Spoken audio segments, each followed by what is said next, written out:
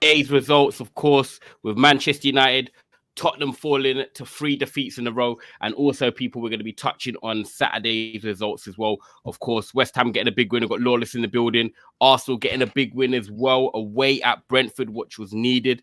Kai Havertz stepping up, and then we're going to touch on the Man City Liverpool game as well, see what we think about the title race from all of us. But guys, most importantly, please make sure you smash the like button. Please make sure you subscribe as well. Tomorrow, Cass will be back, hopefully, for giving his roundup on the Man United stuff. I'll be touching on mine today, but just in case you guys are wondering where he is. And then Daps will be on this week as well. He's just got to sort out something with his family at the moment. So big up everyone inside. Hopefully more people will be joining us. But if not, we've got Peter inside. We've got Lawless inside. So we're still going to talk football anyway. So get your comments in, people, and let us know what your thoughts are. I'm trying to get Deji to come. He's meant to be here, by the way, people. So if he doesn't come, the next time he's on, you lot remember this. That's what I'm gonna say. Remember this. Yeah, just store it in that little. You know they say in the human mind, there's like 20% of your brain you don't use. We'll use that today. All right, there you go. But Lawless, big up for coming on. I'll come to you first. Obviously, make sure you check out his channel down below and everything. Doing all things for West Ham, but also talks good on generic football. So big up. But Lawless, yeah, been a while, man. How you doing, bro? Yeah, man, good to be on. Like I said, long time. So yeah, mad season, mad things going on. Good time to come and talk about this crazy season. Yeah, it is. It gets crazy and crazy by the minute. We've probably seen one of the goals of the season already today. And then Peter, first time I've been on with you, bro. So thank you for coming on. Let the people know where they can find you as well. Obviously, let them know who you support as well. Oh, right now I'm not doing anything, but I support Arsenal, so yeah. There you go, guys. Short and sweet. Look, he's near the top of the. He's top of the table. And he's like, "Yo, look, it's just Arsenal. This is who I support." Love it. But do you know what? Where we're gonna start? I think if Deji doesn't even come, let's start with Tottenham, because it's so interesting right now. Yeah, how they started the season, and then with the injuries that have obviously happened, and then the tests have come in terms of obviously. Losing to Chelsea, then they've lost today to Aston Villa, and they've lost another game in between at Wolves. That's it, away from home, where they were leading up until the 90th minute. Tottenham, like people were talking about, top 4. Some people had them nailed on about 3 weeks ago, but it's so early on in the season. And for me, guys, yeah, even with United, Newcastle, Aston Villa, all these teams trying to pitch around there. No one's showing consistency for me. I feel like some teams are winning 3, then they'll be drawing 2, losing 1. There's no sort of consistent level where you're looking at, City, Arsenal, Liverpool. They're them 3. But the rest, I still think it's all to play for. And Tottenham, obviously, lost today. That's 3 defeats in a row.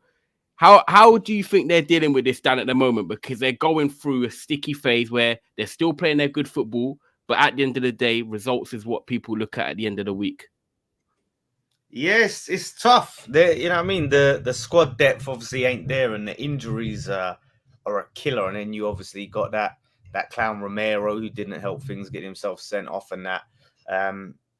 So it's difficult to deal with. Like they've come getting to points where they're close to getting them results. Wolves, even Villa, they was in the game, but they just don't have enough there on the bench to bring on when these players get injured, which means they're gonna have to dip in January. And look, injuries happen. It's a freak thing that can happen, but at the end of the day, we also got to remember, like they went out of the Carabao Cup early, no Europe, like so. I ain't really trying to hear too many excuses where the rest of us we're having to compete on multiple fronts. They're competing on one front, so they need to find a way of getting the results. But what's his name? Postecoglou. He's got a bit of that Bielsa-ness in him where it's like, no, I ain't changing it up. I'm gonna keep playing this way. Injury. I remember Bielsa in that league season. He had a ridiculous amount of injuries, and he would not switch it up to try and grind out results. Like for Spurs in this period, if they could have grinded out a few draws, got a point at Wolves away, got this put it over the line against Villa, who's in great form. It's not ideal, but you go, yeah, okay, let's just grind out some results until we get the players back, and then we're looking good. And you know, you can respect it, but at the end of the day, that's can end up costing the man his job. So he just needs to hope that the heavy hitters come back soon. Yeah, it's true because I think even with the way they play today, I don't think Spurs were actually bad. Like funny enough, I actually captained Son in my FPL, and he had 3 goals ruled out for offside, and some of them were a little bit clear, some of them were marginal. But it's like the small margins. I don't even think Spurs played badly today. They had chances, but they just didn't put them chances away. The thing is, as well, when you come up against a team like Aston Villa that, you know, they've got their Diabys, even though he was poor. They've got their Watkinses, you know, Kamaras, Douglas Luiz. They've got that little bit of class that if you don't take your opportunities, then one of the teams will take theirs. And I feel that's what happened today. I feel like even in the second half of Watkins' goal, like he's on form at the moment this season, but that was a good finish. But then Spurs still had chances to kind of get back into the game, but they just couldn't do that. And at the moment, that seems to be it. You know, 1-0 up against Wolves, losing that game. Chelsea, such a bright start for 20 minutes, and then the red card, and the game changes on its head. Then they lose that, and then they lose today. And it's like they're not playing bad, but they're just losing them games, which could be 50-50s. When you look at it, Peter, as a rival, really and truly, it's the defense. You look at it to miss Van der Ven and Royale. Those two, when you play like them, that you play it the way they play, you need those quality defenders to be cleaning up at the back and stopping those counter attacks.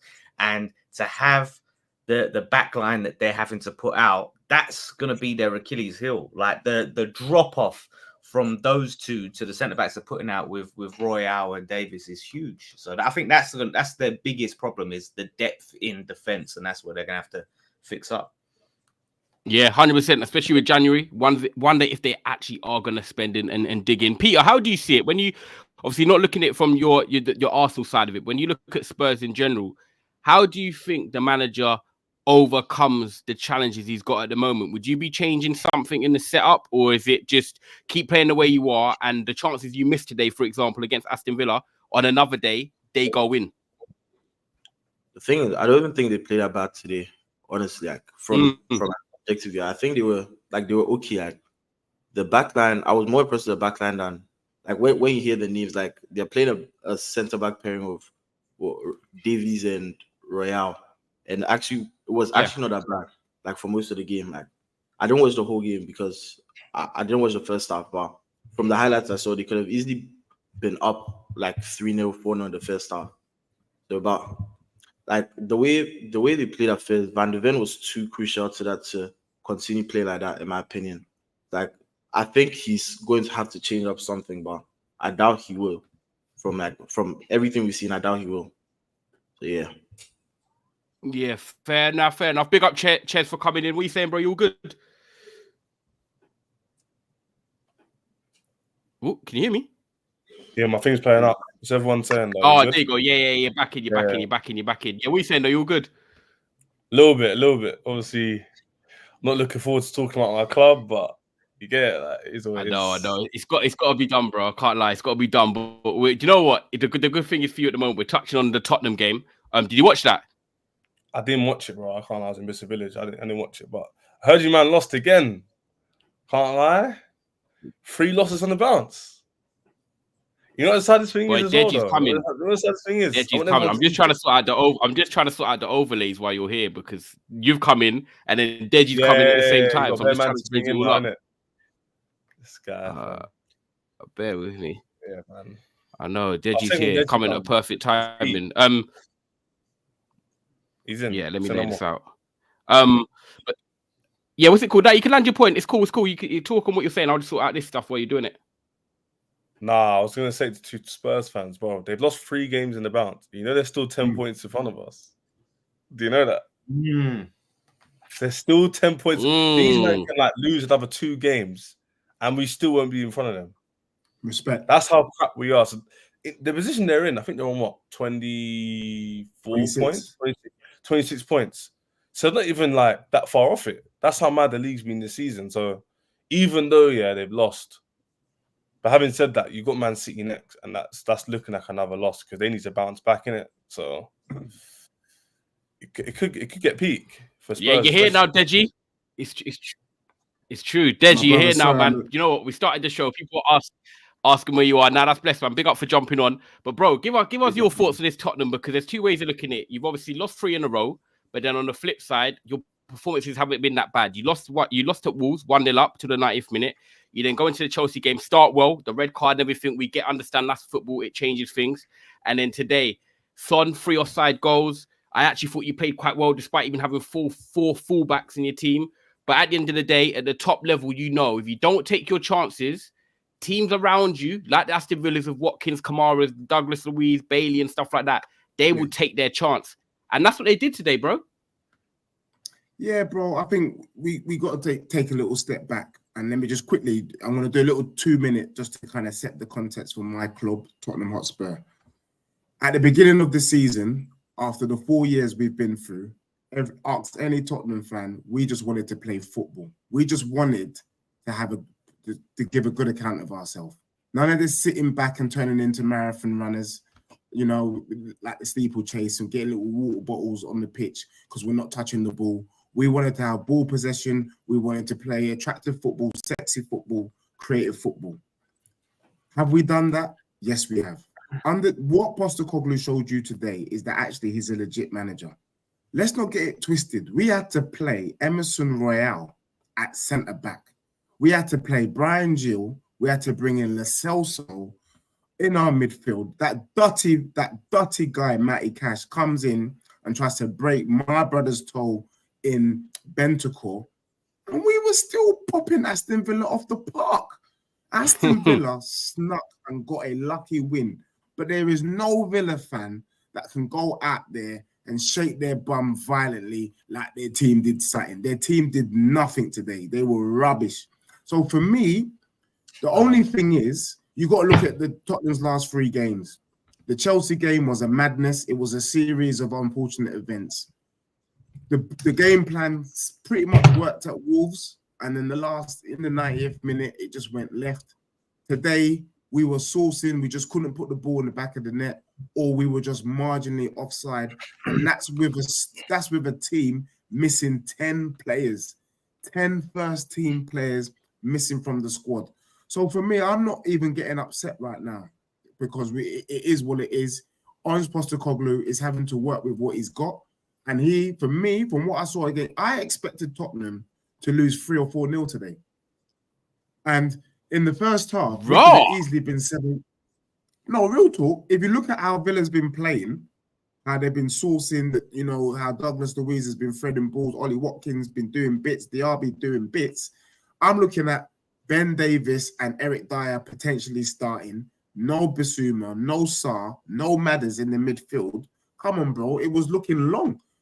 It could have easily been 7-1 to Tottenham in that first half, bro. 7-1. So Postecoglou is showing that he's legit. What we got to do now is hold on for dear life until the January transfer window, where we need to be bringing in at least 5 men. We were warned about the strength in depth. We were warned but when you say that, yeah, let me question you on that, because when you say that, in terms of holding on till January, you've got teams now that between now and January are going to probably play. There's going to be probably six Premier League games in between that. Your target is to obviously finish in the top 4. I think you're out of the top 4 now. I haven't looked at the league table, but I think you're out of the top 4 now. 5th. That's so technically that's still quite a big pool of games. I know you're not going to drop off massively, but you've got City next week away from home. If I'm being real, on paper you're going to drop points there. So you guys have to win some games, because I don't think you can afford to drop off from top 4 too much and then play the chasing game. I tell you what it is, bro. I did a show called The Blueprint on Monday, and I predicted Tottenham to get 3 points, and the 3 points was against Newcastle. And I only said Newcastle because I thought Newcastle's injury list was longer than Spurs. We ain't getting no points in the next 3 weeks. We're getting slapped by City, we're getting slapped by West Ham, and we're getting slapped by Newcastle. After that, mate, Nottingham Forest and all them other man there, let's see what we can get. For me, the only positive thing I can take, my bro, Tyrone, is that 5th gets you Champions League. So you talk about top 4, but really you should be saying top 5. Currently, my club is in a Champions League position, and we just got to ride the thing until Jan. Whatever we can, look, I'm not expecting any more points to the end of the year. But if we can sneak in 3 or 4 points, 5, 6, cool. At least then we're looking at 4th, 5th. But as for my team being in the title I need to make race, sure that Edge, you're actually saying but you're saying no points until 2024 in the league. bro, until you got to understand that Van der Ven and Madders play a big role in our team and for why we did what we did in the first 10 games. Them man are not coming back. Bro, your mentality's fun. Like you were talking so confident on Spurs, saying that why can't I believe you were potentially in a title race? I know you were saying title, but bro, you've lost 3 games in a row. Now you're saying no points in 2024. I'm only questioning you because I remember what people I hear you, but you got to understand, Madders and Van der Ven are out until Jan, and they are those 2 brothers there is the reason why Tottenham is doing what they're doing. Without them, it's looking very, very long. We lack creativity up front. That's the truth. And at the back, we lack solidity. We've conceded 8 goals in 3 games, my bro, since Van der Ven's left. So I'm not stupid. We need those 2 guys back, and they're not coming back before Christmas. So for me, I've lost hope until they're back. And then we'll see where we are. All we're doing right now is we're just holding on for their life. If we're able to get a point against, here and there, it's a bonus. But really and truly, we can't be expecting any wins. Bissouma comes back. Romero is a madman. Bentancur's probably out injured again. Brennan Johnson can't do nothing. Song can't header. Brian Gill got... Come on, man. It's long. For me, let's get to January right now. That's all. So you know it sounds like. Cheers. When you're hearing it now, like, look, you're yeah. Go on. I was gonna say, it sounds like Chelsea and Tottenham have this weekend has humbled us massively. He's saying what I'm saying. I'm saying, obviously, there's touch on Spurs with Spurs segment. He's right. He actually been objective. Deji obviously backs his club, but bro, you can't actually see them winning the game. In literally next 3-4 weeks. And I know he's saying 5th place, but even with the way he's talking, the way he looks at the table, they're only a few points ahead of teams just below them, right? West Ham's only 5 points behind 6 points. That could very diminish very quickly after 2 weeks. So they could end up near us. No cap. They actually could end up near our position. Not realistically. So for Spurs, I know it's a hold on thing, but that's not good enough for a top club. Obviously not your fault, but your club needs to back you in the window, man. They actually need to go out. The only because you're right. The only positive though that we Tottenham fans can take is the fact that you man can come on here and say that Tottenham played well against Villa. Remember, Villa's been sourcing, bro. Villa is in the champ is fighting. But that's at home. Title contenders away from home, Deji. They don't win away from home. I get it, bro, but against a Tottenham team that's missing 6 of their guaranteed starting 11. 6 missing, bro. Let me put it into perspective real quick so that everyone knows. Our starting midfield this season has been Bissouma, Maddison, Sarr. They weren't there. Yeah. Our starting centre back pairing, Romero, Van der Ven.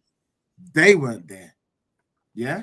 And then attack-wise, we're having to play Kulusevski in the number 10. We're having to play Brian Gill and Lo Celso. Come on. Nah. So, 2 out of 3 of your midfield were because of suspension. Yeah, I know, but still, the point is that they're not on the pitch. And when you're losing big game players like that, any other team that have lost 6 players of that kind of level, there's nothing, bro. Let me tell. It's the sort of level that if we played Bournemouth today, I would have expected us to lose. It's that bad. So for me, Tottenham just need to hold on. I'm only shocked by what you. I'm just shocked, really, by the way. Like I said to you, though, people are saying in the comments, the way your energy was even for the club, despite having the injuries, was positive. I feel like today has given you a bit of a reality check that you need to calm down and then say, right, we need to focus on just getting our top 5, which is not a bad thing, by the way, because when Ange come in, how I look at it is when Ange came in, no one expected him just to compete for top 4. How I always said it is when Ange came in, it was similar to when Ten Hag landed at Man United, and it was, I said top 6 in his first season, even though we got top 4, and I said better football because we had been starved of, Rangnick, Oli, Mourinho, Van Gaal, and we went through the same situation you did, where you got Mourinho, you got Nuno, and it weren't the same as the sort of Pochettino football. Whereas Andrew's coming now and he's playing better football, so that comes first, and then the ambitions of getting back into Europe. But of course, because of the great start you had, Spurs fans then kind of got ahead of themselves. And I'm not saying you're wrong for it, but football's emotional. When you start so well, you're playing this new football when you haven't played that for years, you get ahead of yourselves a little bit. And I think now, with the squad depth and everything falling short, you're starting to see that, okay, do you know what? There's going to be bumps along the road this season. And it's showing with the last 3 games.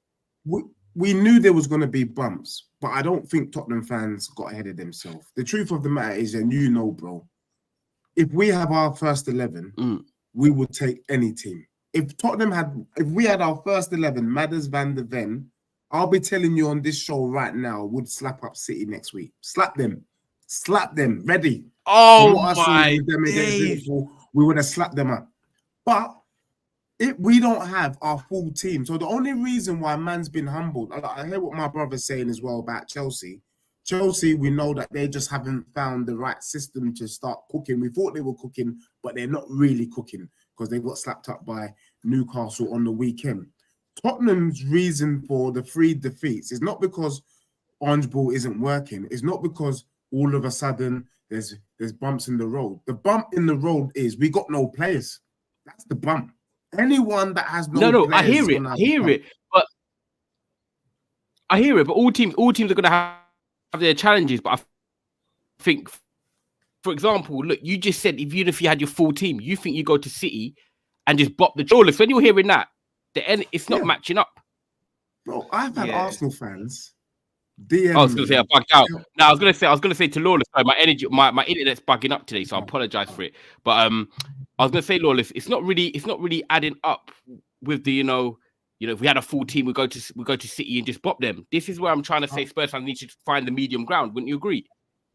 Yeah, and that's the thing. The drop off from we'll slap City if we have these 3 players to if we don't have them, we ain't getting any points for the rest of the year, including Bournemouth at home and Everton at home. It's mad that we're talking that fine margins that you can lose, and these are very vital players. I understand that, and I agree. But if you've really got faith in your manager, surely to go from we'll slap City to we ain't we're going to lose to Bournemouth at home. That's mad. That's massive. No points, not a single point the rest of the year. Bro, that's what I mean. But you just a fragile confidence. But you see, what you talked about was fine margins. Yeah, my bro. And it's good that me and you having a chance to go toe-to-toe for once. You get me on this channel. Today, Tottenham scored 4 goals. And it was fine margins why we lost. True or false? Yes, it's offside. The goals were offside. Narrowly offside, I lie? Yeah, but you got to look at it though. When it's and offside, that's football, it's the players. So that's what I'm telling you. When you're playing in the Prem with the big boys, what we're talking about is fine margins. Every week is about a fine margin. You get what I'm saying? And that's what it is. We understand that. We understand football's fine margins. Every rational footballer knows that. The problem is, you can't lose 4 or 5 games in a bounce, bro. That's the problem. I hear it. Like everyone can have an excuse for their club. Man United, our injuries, West Ham, our squad. Man, everyone could say their own thing. But at the end of the day, results are results. Like in business and women, like results are results. You have to win games. So you can't. I hear what you're saying about excuse of the injuries you've got, Maddison, Van der Ven. But at the end of the day, bro, we had 10 man missing. You can't lose 5 games in a row, Dej. You can't do that. You can't. You actually can't do that. I hear what you're saying, but there's no excuse. If you're missing 10 of your man, what can your other players do? Nothing, bro. Yeah, but that's how we got squad depth. So we got to do something about it. We're not going to sit here and go, oh, you know what? We've lost 5 players. Let's go now lose 5 games in the bounce. And you know what? You can't do that. Look, I'm about to say something shameless, but I just have to just drop it so just to rain check you a little bit, my brother. Even with the guap that you man have spent, because I'm assuming you're a Chelsea fan, with the guap that you spent, look at the dustiness that you man are producing. So don't come telling me about squad depth. You man have spent money and you ain't produced. We ain't spent no money. We ain't spent no money. We don't have the money that you man had money and you still did nothing with it. Your situation and Tottenham's situation is different. You had too many players. Do you get me? We're telling you we ain't got any right now. I wish we were in your position. Then you can tell me that, bro. Do you get me? Newcastle you ain't playing have more any injuries other than you, man. And competition, like- Newcastle have more injuries than you. And they slapped you terribly on the weekend. Now Here's you the can problem say, with your well, logic. you can't be letting Here's that the happen. problem with your logic, yeah. You'd be the same guy who would say money doesn't win you anything, right? So just because you spend money doesn't mean automatically you're going to beat teams that have had a style of play for 2 years. Everybody in this panel has conceded a loss to Newcastle this year. That's not an L. The way we lost was an L, firstly. Secondly, just because we've got players out and the players coming in, we never bought world-class players. So I'm not sitting here going, we should be doing well because we've got like Gusto. These men are still young. It's all about perspective. Now back to Tottenham, don't reflect on Chelsea. Don't be losing 5 games in a bounce and telling me about Maddison. We understand about Maddison. We know about Van de Ven. 5 games on the bounce losses for any top club, ain't it? So that's when we look at your manager. What's he doing to stop the situation from going worse? This is not on our manager, bro. So he's meant to do nothing. I agree with you that 5 games on the bounce is not on. But I feel like he has a special, what they call a special dispensation, bruv. Like I keep saying, if it was 1 or 2 players and this was happening, I would fully agree. I would come on there and say, you know what, my brothers, you guys are right. But even Arteta, if Arteta didn't have Declan Rice, Odegaard, all these other brothers, Martinelli, maybe Saliba missing as well as Gabriel, come on. Are we going to be cussing Arteta? You can see. What about the Chelsea game, though? But he playing a high line with 9 men against Chelsea. You can't tell me that's not on the manager where you lose players and you go, right, we're going to sit. Because Chelsea, let's be real, like they were toothless in front of goal. Really, you just opened up the door and said, walk right in, mate, have some shots. Bro, if you would have actually sat back and played defensive, you could have got a result. Potentially, maybe, but other people have been in the same situation. We could have sat back and got pumped by the same scoreline. Look, for me, I've said it before and I'll say it again. It's better to have loved and lost than to never have loved at all. And for those people who don't understand that poetic Shakespearean kind of little line there, if you find the thing that you're in love with, I'd rather be with that thing for 1 day, half a day, 1 hour, than to never be with that thing at all. And that's what he did there. I'd rather he did what he did than to sit back and let Chelsea slap Great us in the speech, bum. man. But you still lost 4-1. Great speech. And you still got slapped 4-1 there. You can't have some shame, man. Have some shame. You lost 4-1 at home to Chelsea. You were bad mouthing beforehand. Bro, but let's be real. Chet. All right, let's do this for once. Chet, do you know what? Yeah, do you know what? Go on, Deji. The one thing I would say, everyone, even though the tactic might have been a bit risky, a bit wild, every neutral fan actually said 9 men Tottenham went toe-to-toe with 11-man Chelsea. You still lost. Let that sink in. Let that sink in. The game management was horrendous. Like, let's be real. But no one's saying that you should be like, it's not the difference between like Ange out and Ange in, but he has to get some criticism. Like when you over this period, you can look at it and say, yeah, maybe his tactics could have worked better with the players that he had and gone, right, I haven't got my best team, so let's, do you know what I mean? Just try and grind out some wins, play a little bit more defensively, less gung-ho in this period until we get those players back. So we're still, comfortably in that top 4 by the time you get Maddison and Van de Ven and them out. And, so he's got to get some, he can't just get off scot-free over this period. Like I said, 5 games, no wins.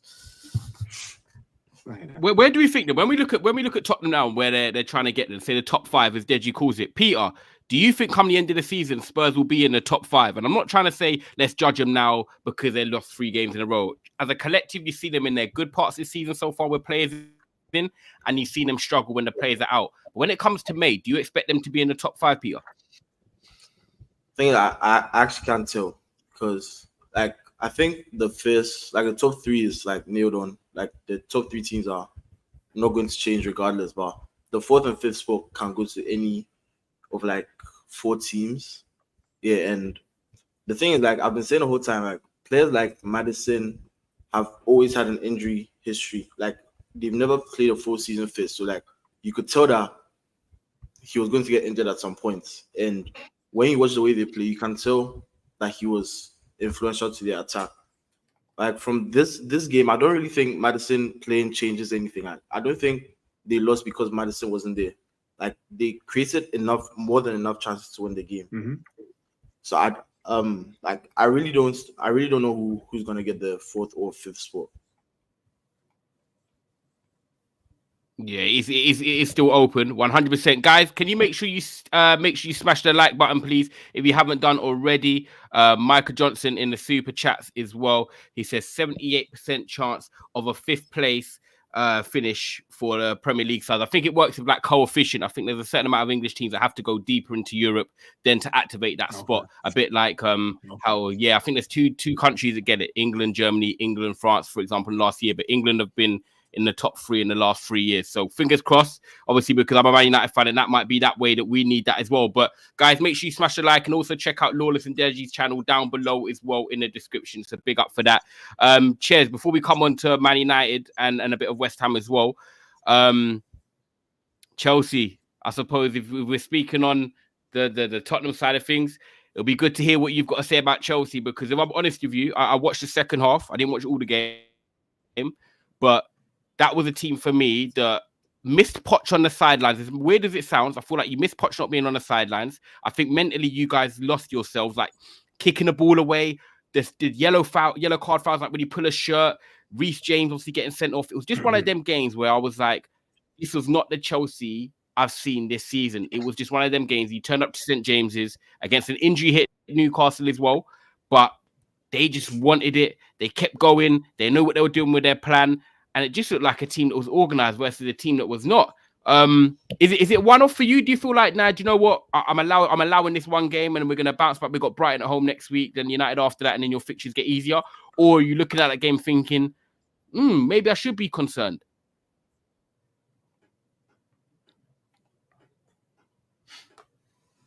Are you on mute? My bad. Yeah, I was concerned about this prior to this game because I think you were 1-4 before this game. So before this, I was already worried. So I was coming to this game like Dom was saying, because we chatted at the time, like we have to win this game. Like we actually have to win, or at least compete and get something out of the game, right? And the way it went was just really poor. Like the whole team just didn't turn up.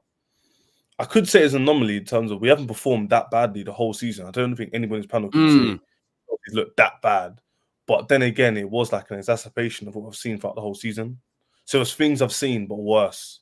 So I've seen individual errors and like weakness in tackles, especially against West Ham. I was there at that game. Saw that weak. And like when you go ahead, you're not really capitalizing even more. I've seen that throughout the season, but this game was much worse. We got bodied. We didn't know what we were doing. Like you said, we did miss the manager a bit. And the fact we had no natural leaders on the pitch as well. Reece James is the new captain. Didn't help. And I think that, to be honest with you... Thiago Silva, howler, he's a leader. At the end of the day, like he's 39 years old. Like I'm not really expecting that much of him other than leadership. He's been all right for us this season. He's not been. You just said that's what I'm saying. You just said you haven't got a leader, but you still got Reece James and Thiago Silva there. Do you get what I'm saying? Yeah, but they didn't turn up. That's what I'm saying. So that if they don't turn up, there's no one else on the pitch. That the old Chelsea would have like 11 man who could account for themselves and be like, yeah, I'm going to step up. Like Chet, Cole, etc. Balak, whatever. Yesterday, Sterling ain't that guy. Gallagher ain't that guy. James just come back recently. Silva's the only guy. So if it's not going well, who's going to take the game and go, yeah, that's me. This is my time. Like Ricewood, for example, he's doing the season. You know what I'm saying? So that's why I'm disappointed in the team. And moving forward is like every game is like literally a one-off. Like, are we going to win? Are we not? I can't sit here and say, oh, we're going to win 5 games on a bounce. Or we can get 2 wins on a bounce. Even a win. If we're going with Brighton next, I don't even know what's going to happen in that game, bro. So for me, it's very much one game at a time and get till January and hopefully get Osimhen pre-signed or a striker of any kind, because Okay, that I'm would gonna help a question lot. you on this, yeah, and Go on. I'm gonna bring in Lawless here, and then I'm bringing Deji as well. You can't, obviously, you can come back to because you're the Chelsea fan, yeah. But you said that in terms of like, if there's no Thiago Silva playing well, then he's one of the leaders. He's 39, so he can't really be relied on. And then you've got Reece James, he's a captain at 24. Yes, obviously he's experienced, but he's not like what I know what you mean. He hasn't won loads for years. He's won the Champions League and stuff like that. But after that, obviously, it's still, well, it drops off a bit. But the problem I question, and I want to see what Lawless thinks, is that you're saying that you haven't got leaders and it didn't help you get through the games when it gets tough. But the signings you've made are all young. So are you going to have to change? Do you think Lawrence they should change their transfer approach and now start getting some experienced players in? Because if you said about leadership, these players that are 21, 22, 23, they're still going to be these young players that are going to be there next year and the year after. Yeah, I mean, their transfer approach gives me a headache just in general, whether it's young or old. And you look at the team, it's just a mess to sort out. And I think anyone coming into this team would have had a big job on their hands. So yeah, the captaincy situation. I don't know why Reece James was made captain, apart from that he's a Chelsea boy. He hasn't been a player they've been able to rely on because he's just injury prone massively. He's not a player that you're going to expect to play, 35 games a season, if that. So to me, that was mad. And like you said, Thiago Silva's 39. So yeah, leadership. Yeah, they can go and sign some more players that are leaders, but they need to really, and I think Poch would do this, obviously figure out how do we want to play, what players do we need for this system, who's no good, sell them to Saudi, all of that sort of thing, and get a striker. Desperately need to get themselves a striker. Palmer's looking like a really good signing, to be fair, like good of a bad bunch. Sterling is up and down, but yeah, there's just a few holes in that team, I think, and up front is the biggest one of all. So it's going to be interesting to see what they do in the coming transfer windows. If they're really going to be still dropping money like that, or they're going to have to do their little loopholes and that. Yeah, it is true. It's true. Yeah, because obviously, like I said, they've got people on long contracts as well. Guys, make sure you are smashing the like, please. People, nearly 400 of you in this. So I appreciate you on a Sunday night. And please, like I always say, check out Lawless and Deji's content as well. But if you smash a like, it does help us reach new audiences. So I appreciate it. And before I come to you, Deji, I've got a question for you, Peter. Lawless even just said that Chelsea needs a striker. And we know that. And when you look at it, I've got mad echo. Oh, no. Sorry. Victor Osimhen or Ivan Toney. If you're a Chelsea fan, who would you be going for, Peter, out of the two, and why? They both have like pros and cons for it, but I personally think they need to go for the better player, like just in general, and that's Osimhen. The thing is, we don't know. Like we've seen like them sign strikers from outside the country multiple times. Yeah, multiple times, and they never succeed. So you never know how it's going to look like. But I'd personally go for Osimhen. Okay. Do you feel like even if he comes to the Prem from Italy, because some strikers in my time growing up as well, I've been watching football a long time, even though hopefully I look younger. But when strikers come over from Italy, they don't always quite work out in the Premier League. Why do you think that Osimhen would if he comes to Chelsea? I honestly don't know if he would or not, but from what we've seen, he just looks like the better player. And I don't think Chelsea need like a striker like Toney, like who's involved in the build-up and all that. They just need like a bagsman, like someone that's just going to get them 40 goals, something like that. Okay, fair. No, that's fair. I hear that. I kind of see it from a tactical side, yeah, because Toney drops in and then he's got Mbeumo players that run off him and stuff like that. But Chelsea have got the Nkunku's, Cole Palmer's doing your creative side. Maybe Victor Osimhen, 15, 20 goals a season guaranteed. The Toney one is interesting because obviously he is Premier League proven. And I don't know if Arsenal going to go for him. Then it would look like, Toney, West London, he's already there at the moment. It's an easy move, but it will be interesting. Deji, I wanted to give this question to you because I don't know if you're going to be shameless or if you're going to defend this player. But Enzo Fernandez, people were cooking him when I was on a stream this morning for time. Are you on this? Enzo Fernandez is a flop, he's having a poor season, or are you saying people need to just calm down? He's actually not been as bad as what people think. Do you know what? Enzo Fernandez, you got first and foremost, I always say this. The Premier League is the best league in the world. And it takes some certain players some time to kind of adjust to the league. Enzo Fernandez is a sourcing player. He's a good player. But I think the issue that Chelsea have had is that they've just not found the right... It's not even the system. Enzo Fernandez has been sourcing some certain balls, but they just haven't had anyone to kind of fish it. Do you get me? If Nicholas Jackson was Harry Kane, you would be having a different story about Enzo Fernandez with some of the balls that my man's been threading. Yes, this season he's probably not been as effective as he was last season when he first came and he was pinging balls from deep in, crosses and getting some really good kind of assists going. But at the same time, you know, Chelsea are going through a big boy transition. And I just think once they get that system right, and this is what I'm talking about, the back line has to be solid, because once the back is solid, then it enables the midfield to be freer and do what they're doing. But when you know that your back line has mistakes in it, you're just not as free. And I saw that when Tottenham played Wolves. That's why Eric Dyer didn't start against Villa today, because it just caused too much of it was too much of a liability that it stopped us playing. And I think that's what's happening with Enzo Fernandez. That he's not getting the cover from Cucurella enough. Thiago Silva, oh, bloody hell, he's a legend, you know, and I ain't got a negative thing to say, but that's about it. He's a legend, and let's remember him for the good times. You get me? Let's not be putting him in the firing line with these young guns. Once that is sorted, Enzo Fernandez will be cooking, and he will cook at the level. He is quality, and it's a shame that people can't see how good he is, and this is why we talk about the fine margins. It is because it can be the different. One player could be the difference. Do you know what I mean? I would like to see Fofana in that Chelsea defense. I think if he gets back in, I think you could see a different Chelsea side. Reece James has just been completely off, and so Chelsea man are having to play a painter at right back in Gusto. He looks like a French painter. So you know what I mean? Like that's just what it is for me. So until that is sorted, we're not going to see the best in Enzo Fernandez just yet, but I think he's top class. Nah, facts. Nah, literally, that was quite balanced, you know, this year. I can't lie, I was balanced because I thought you were going to cook him a bit. I can't lie, but jokes aside, yeah, fam, he's not been as bad. Like I think people make out like he's been liable for goals, or he's missed sitters, or he could have put this through ball through and he didn't. All it is that he's a deep line playmaker. And because, like you said, he's pinging the balls to Sterling, who's inconsistent, Madueke, who's not it, etc.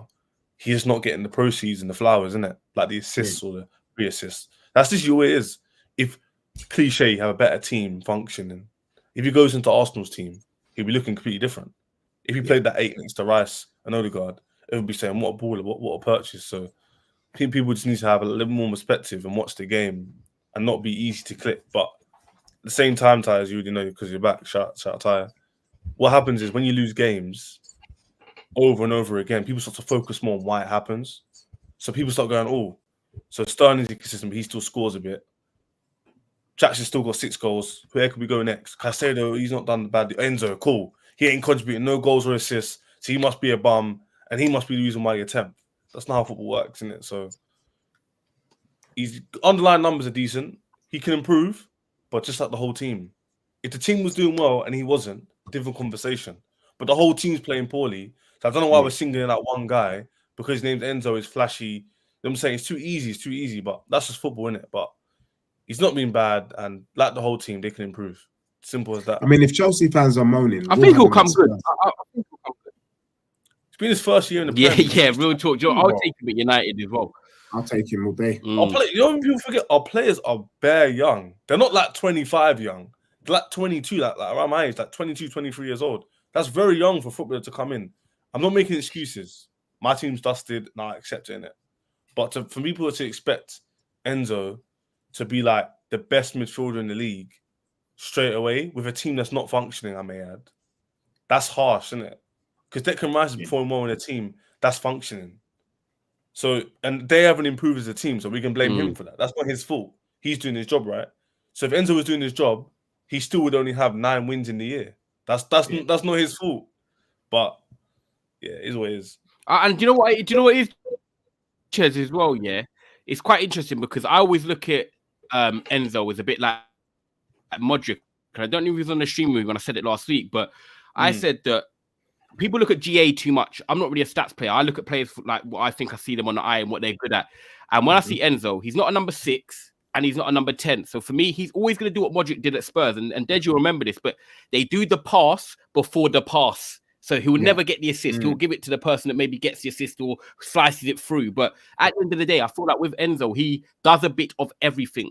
And I do appreciate Enzo. I think results make people judge a player. When I actually look at Enzo, I think as a footballer, yes, he's good. I think if I had to pick one weakness, maybe going back the other way, he's not very quick, but you can't be quick and have everything. Sometimes you're more technical. And I think that's what he is. And I think he will come good. I think with age on his side and getting the right pairing with him, Casado, obviously together, or Lavia once he comes back, because Lavia's got good legs as well. You've got a few variations you can throw up there, but I just think it's quite early to get on Enzo. And I know he came in January, but naturally, if you watch a player with just your eyes, you could tell whether someone's just good at football or not. And I do think he's good at football. I just don't think he'll ever get big numbers. And I don't think he's a number 6. If he's finding the right role. 100%. And you know, everyone's been raving about Conor Gallagher, right? He's got these numbers. He's got 4 assists, whatever. But on the eye, he's not very good. He's someone who could be easily replaced. But Enzo, who does no numbers, people can see on the eye, yeah, he distributes that ball. And like you said, like in Newcastle first half, what he was doing was he'll pick up the ball, like quick 1-2, quick corella, fizz the ball over the top. But that won't get an assist because that's not his game. But Gallagher might get a few assists. But in my opinion, people gaslighting me, telling me, Gallagher's your best midfielder, he needs to stay. Not really. Like, you know what I'm saying? Like, just because he produces a few assists here and there, doesn't mean I'm going to cloud my judgment over him. He could be replaced, no? So it's the same with Enzo. Like, just because he doesn't got the GA, 100%. That's not his game. But football nowadays is literally just get an assist or goal and you're the best player in the world, apparently. That's how it is, but... Well, I can sum up perfectly. Look at Marcus Rashford today. Like, Marcus Rashford was absolutely shocking today, but scored a penalty. So if you're logging in and seeing on your phone he scored a penalty, it's like, Rashford scored. But really, he was absolutely horrendous today. The only thing I do want to ask is... to Peter and Deji, I'll come to you. Is with Christopher Nkunku coming back, do you think that's going to light a new flame into Chelsea? Because at pre-season, he was their bright spark. He was the signing that I kind of felt like from all their signings, he's the one that's going to, help them contribute to scoring goals, get them over line because he can score as well. He can create, he can play left, he can play false 9, he can play in the number 10. Do you think that's going to give them that extra spark they need? Or do you think, you know what? No, you're going to have to give him a bit of time. Obviously, Nkunku needs time, but he's a class player, bro. And I think if Nkunku is back, Chelsea can get a Champions League spot. Legitly. They're not that far behind, and he makes that much of a difference to that team. And this is what I'm talking about. People used to say in the Prem, one player doesn't make a difference, 2 players don't make a difference. No, 1 player does. Nkunku comes back, he is the glue that keeps everything sourcing, especially in attack. You will see, we saw pre-season, Nicholas Jackson banging in goals for fun. And Nkunku ducked out with the injury, and Nicholas Jackson, everyone's cussing him. And then guess what? And Nkunku comes back, and everyone's like, I told you so. I knew Nicholas Jackson was legit. Rare. And Pochettino's been telling these men from time, just sit down, my dog, and cool yourself. But Nkunku, he's top drawer. To be honest, I'm scared, to be honest. If he's on the pitch, it's long for us all. Hear it now, I said it. Chelsea will get a Champions League spot if that brother comes back anytime. And he performs. Because I'm BJS. He will perform. You see, there's certain man that and Nkunku's one of them. There was no doubt in anyone's head. You knew what Kane was going to do in Germany. We all knew. And he's doing it. And Nkunku is that guy. We know what he's going to do. We're not stupid. It's long for all of us. That's when Chelsea starts. I do rate Nkunku. I'm not going to lie. I do rate Nkunku. It's just whether he can come into the Prem straight away and hit it off. But the Jackson and him partnership in the season, it did give him something exciting. But what Desi's saying, he's consistent with his point with Spurs, that the fine margins that Jackson and the Palmers, where that pass needs to be made, because he's got that extra quality, he might make that. And that might be the difference between like winning a game and drawing a game, losing it. Because our problem, for example, even Newcastle, do you man watch the game quickly, yeah? Before Maman comes in, there was a chance that Jackson had where if he shoots far post, it could go in, for example, and it's 2-1. Right? This is when it was 1-1. And he cuts back and loses the ball. Maybe Chris in that situation bangs it under Pope's arms, 2-1, different game. So that's the difference the quality can make is the small margins in the game. So that's what I hear. That's what I hear you saying. Yeah, that's what the game has moved to, bro. It's about it's those small differences. Premier League's too difficult when he does much time in it. You just got impulse decision, bang, go. He's legit. It's going to be mad interesting. Guys, we're going to talk on United, then I'm probably going to have to wrap up the show shortly because my internet is just bugging out today. So I do apologize, obviously, panelists as well. Big up for coming on as always. I know we've nearly done an hour, but yeah, don't worry. I will get you on again. But Sunday, big up. I'm off. A bit lawless, does he? No, you're a bro. Nice to be, man. Big up. So we'll do like an extra 5-10 minutes, and then my internet's just moving mad, so it's bugging me, to be fair. But United, 5 out of 6 in the wins in the Premier League. I know our performances haven't been the best, but we're winning games. Peter, are you starting to look at United and think, do you know what? They're definitely involved in the top 4 race, or do you think no, their performances are not good enough, but they're just getting the wins? Yeah, like I was saying before, like I feel like the 4th and 5th spot, you don't really need to be that consistent to get it. It's like they just need, like, this run of games is something that, like, I just checked the table and they're already like 2 points or 3 points behind 4th or something like that. It's like anyone can get to it regardless. But when I was watching the games today, like, I don't really think, like, you won 3-0, but I don't think you guys are that good, especially at 1-0. Like, I feel like going into halftime, everything could have easily been up like 2-3, maybe even 4-1. They just missed a lot of their chances, but they could get to, but I still don't think they would. Yeah, no, I think for us, when I look at it, I don't think we've been that great this season, and you guys would agree. I think Dej would agree, Lawless would agree as well. But I think when I look at teams like this, look at Arsenal right now. Arsenal are not playing that great, but they are still where they are, and I know that Arsenal are going to have levels to improve. I look at Man City; they are where they are, but they've still got levels to improve. They've not clicked into full gear yet. We're looking to compete for top 4. We know Man United are not good enough for top 4, but at the moment, I feel like when you're not performing well, it's just about getting a result, and that's what a lot of top teams are doing at the moment. And I look at myself as a realistic Man United fan. I'm not going to come here and scream we're great and this and that, but am I happy that we're picking up points and winning games? 100% I am. And today, to go to Everton away from home, I was not confident going into that game. 100% I was not confident.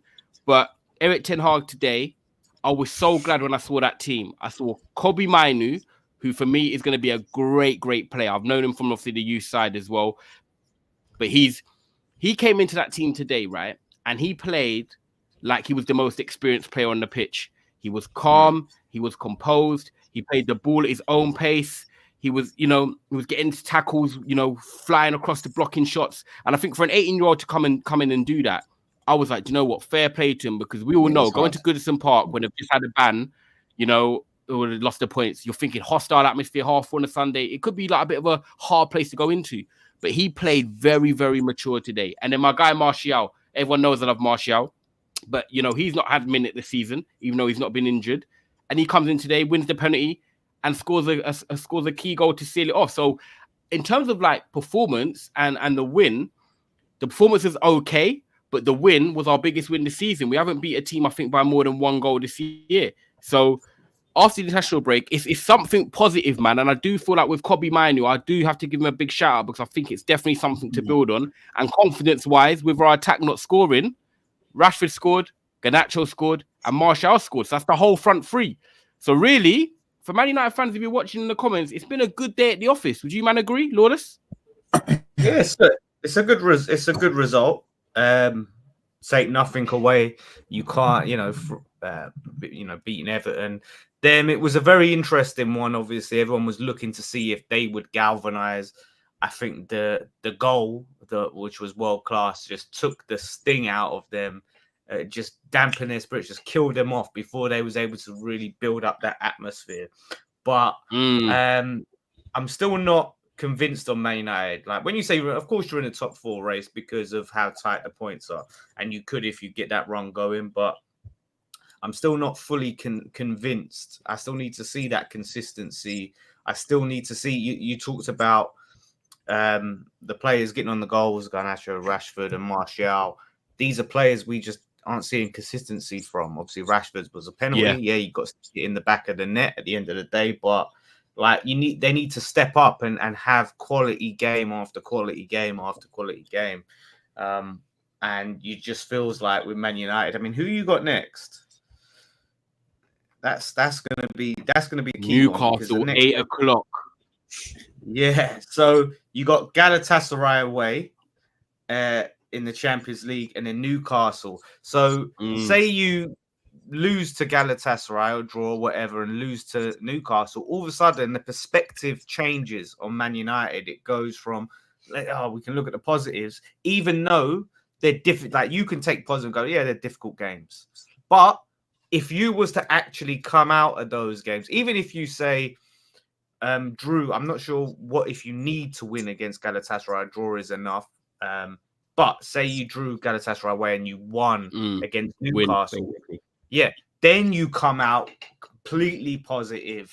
Like, so those, it's crucial. They're very tough games, but it's make or break, because otherwise it's just going to feel like you're back to square one if you lose those games, and it's just the negativity creeps back in. So yeah, it's going to be interesting. But the players need to step up. Obviously, Ten Hag has to do his bit.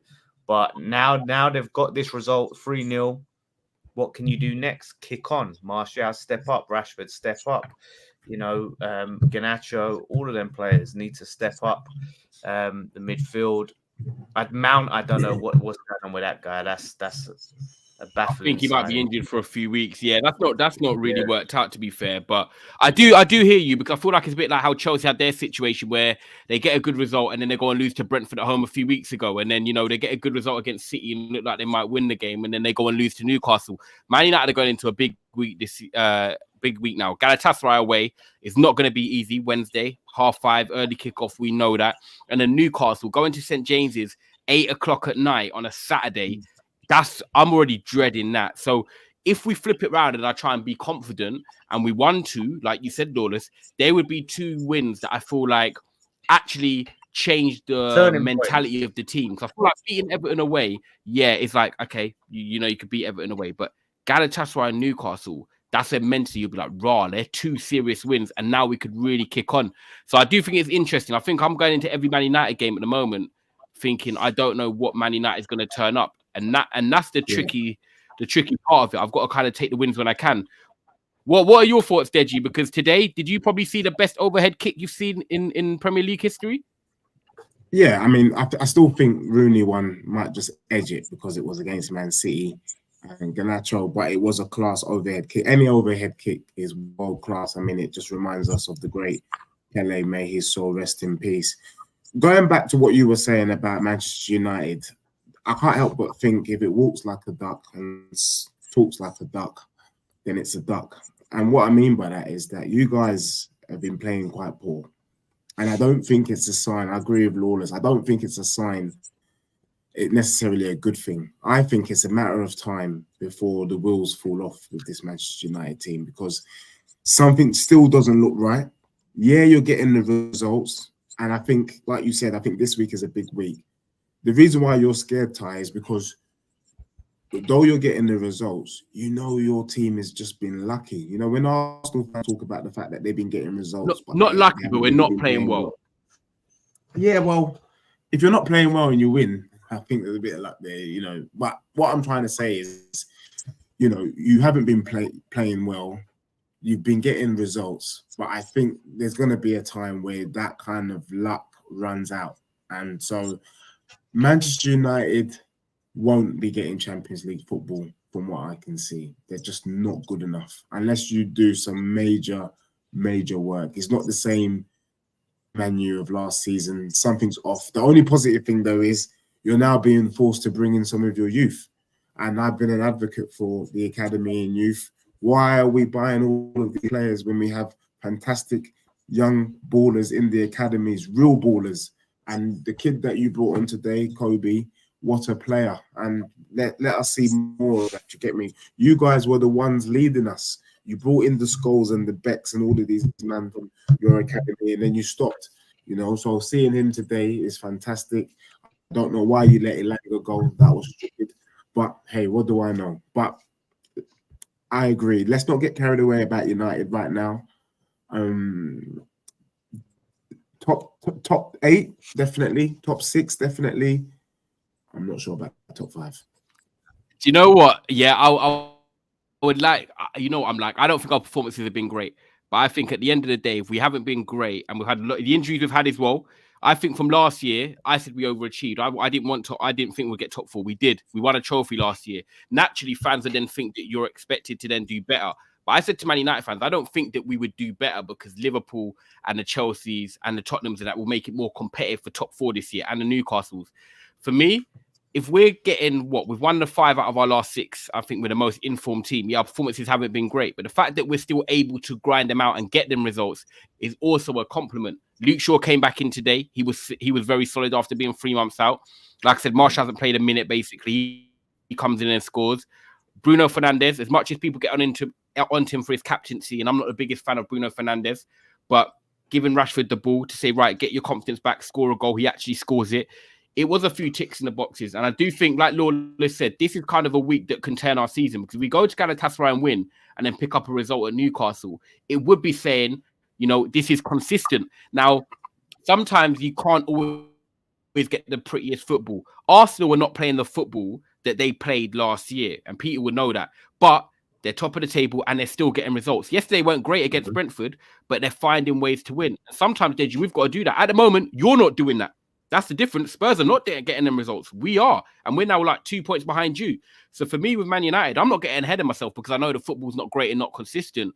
But also deep down, the part of me that's like, we're not playing that great football, but we're still getting results, makes me still believe in this team, because I know it's hypothetical, but we beat Palace in the Carabao Cup and then lost to them at home in the league 3 days later. If only we had beat them, we're in the top 4 right now. And I know everyone can say, but only if we beat these. But Palace, like at home, that should be a game that on paper you're saying, right, yeah, you beat them. So for me, I do think that hopefully this team can keep building their confidence now. We can get some players back and we can get some results.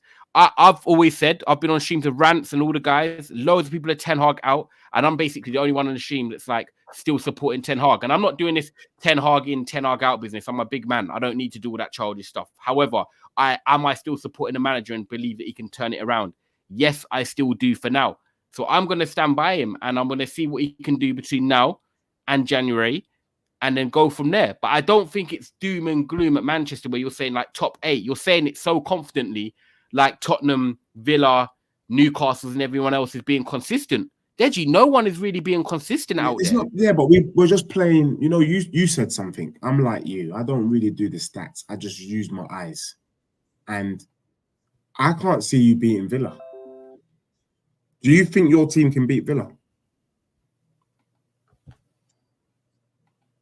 Yeah. You sure? Really? Yeah. Do you think? Yeah, if we go to Villa Park, I'll be real. If we go to Villa Park away from home, I think that's tricky because their home form is great, and that's the same for any team. But if we're playing them at Old Trafford or we're playing them at a neutral ground, do I think we can beat Villa? Yes. Does that mean we'll beat Villa? I don't know. But do I think we can beat them? Yes. We'll see this week. You don't think we can beat Villa? I think you'll get slapped up by Villa, Newcastle. I think most of these men will slap you man up. Yeah, but if you were talking right, when you say that though, are you talking about at Villa Park? Because they're beating most teams. I don't. Even in your yard. Okay, I'm not convinced by this United team one bit. We've got them on Boxing Day, so that's going to be an interesting Boxing Day. That's an 8 o'clock kickoff on Boxing Day, Aston Villa. So we'll see. You're playing Newcastle at home. You're playing Newcastle home. No, this week, Newcastle's away next week. Okay. And I don't think we'll win that. But I'm honest, bro. We're going to Newcastle, one of the toughest guys. I don't think we'll win that. But what I'm saying is, I don't think Man United are just out of like the Champions League race and finishing top 8 because the consistencies of other teams around us, including you, is not there right now. So for me, that's not fully happening. That's how I look at it. 100%. I think it's something that's open. Anything can happen, and we've just got to go from there. But it's one of them seasons. I don't know what's going to happen, if I'm totally honest. But it is nice that we've got a little bit of a run together. You could call it run or whatever it is. But we've got a few pieces in a puzzle. But we're just going to have to go from there. Lawless, with West Ham, just quickly, did you want to do any little shout outs for them? Because do you know what? Kudos, 2 assists. I respect what he's done so far since coming in, and I like his unpredictability. I think he's got the style to suit the Premier League. And obviously Jared Bowen, we know he's out at the moment, probably back next week. But you guys are quietly still going about your business. I'll let you round it out with West Ham because see my internet's bugging. Yeah, I'll just quickly say, it was one of the most boring games I've ever watched in my life. I did a watch along, me and my mate Jace, and we were bored out of our brains. And the only time we ever sort of sat up and woke up a bit was when Kudus was on the ball. He was sparking that game, and not everything he was doing was coming off, but he was trying to make things happen, and eventually he did. Once Moyes got Ings off the pitch, I don't know why he keeps playing this guy. He hasn't scored in now 13 appearances. He scored 2 goals since we signed him in January. Whether he fits the system or don't fit the system, it doesn't matter. He's not effective in this side. It's like playing with 10 men, but he keeps playing him. Finally, Mubama comes on, Ben Rama comes on, and we open up. And I knew it would take us going a goal down. The penalty was a blessing because that woke us up. But yeah, Kudus is a phenomenal signing for us. I'm buzzing with him, and we just need to, match him really. Like the next games are critical. Like I say, we got Palace, which at home, which I want to see us winning. They've got injuries, and then we got Spurs away, which Deji obviously isn't confident for. It's one of them ones. If they've still got a lot of players out, then it lifts my spirits quite a bit. And I think we are. That is one thing I say about the Moyes. We are built to play against this Spurs side, the way we play. So if we was to somehow get 6 points in our next 2, if I can hope for that, even 4 points, we're just in this weird position where it's like, okay, we lose this game, we're looking over our shoulder down the bottom, but okay, we can win that game. Like if we lost that Burnley game, I was saying Europe is done, forget about it. We ain't getting no 6th, no 7th, nothing. So that keeps us in it. And now these next 2 games, we got 3 even. You got Palace, Spurs, and Fulham at home. I think, or is it away? Either way, it's Fulham, right? They're winnable games, and it sounds mad saying it about Spurs, but in the situation they're in, they're just saying they're not going to win a game the rest of the season. But this is the thing: it's West Ham, so you never know. And then West Ham always turn up against Spurs, though. Shamelessly, you always turn up against Spurs. That's what I'm hoping. Bowen was injured as well. Bowen wasn't available, so Bowen coming back. The guy I think he'll be back next week, though. Yeah, he'll be back for Palace. The guy's on unbelievable form, so having him for the Palace and the Spurs games. So and we're not even leaving London. Yeah, we're going to be in London for 3 weeks. Apart from we got Baka Topla away in the Europa League. So we got the Europa League on Thursday, which hopefully that cements us winning the group. Once we've done that, all eyes on the Prem. And then we're in London for a home game and then the games Spurs and Fulham. So this could be a huge next there's room to be optimistic. Do you know what I mean? There's room to, because they're all winnable. Like you said, you could get 9 from 9. Yeah, which would be huge. Like we lost that Everton game. It was looking ropey, and then the Brentford game. It just shows you how tight things are. Like we said at the start, man, like teams can lose a couple of games and still be up in the mix. And like we said, we could be above Spurs come a few weeks time. We could be, which is crazy because they were flying high, top of the league. So I'm hoping. I just don't know how to feel about this season and David Moyes and all of that stuff. It's still Moyes in versus Moyes out groups, and we're just in a weird state of limbo. Yeah, it is one of them ones, man. I completely agree with you because I like West Ham. As you know, my father-in-law is a West Ham season ticket holder. He's been going to all the Europe games away. He's loving it at the moment. But yeah, like I've got that little soft spot for West Ham where I want you to do well. And I think overall, when you look at the way you spent the money with the Alvarez, Ward-Prowse and Kudus coming in, I do think it has given you something. It's given you a bit of an injection. I like that you're going for players, not just in the UK, you're going sort of overseas and, you know, getting different talent in and stuff. But hopefully at West Ham, I think it's one of them ones where you go out next year, you maybe sign a striker. Maybe if it's someone like a Dominic Solanke, even from Bournemouth, I think someone like that who can, you know, get you maybe 15 goals, is mobile, can run the channels like Antonio and work hard. I think if you guys can go out and get someone decent, then it's going to be interesting for West Ham. But guys, I'm going to wrap it up here because we've done an hour and 10 and I managed to battle through it with my connection. So I do apologize. I've done streams of obviously Lawrence and Deji before and I just feel like it's a bit robotic. So I apologize for that. And the guys that have stuck through us in the comments as well, make sure you do smash a like. I do massively appreciate it. Cass and Daps, I think one of them will be definitely back on tomorrow. So they'll be doing more of like a Premier League debrief on everything as well. But today, obviously, Tottenham have suffered a defeat, 3 in a row against now Aston Villa. Man United won the goal from Garnacho, get the 3 points. But other than that, guys, before you go, make sure you do check out Lawless's channel down below. Check out Deji's channel down below. Make sure you subscribe.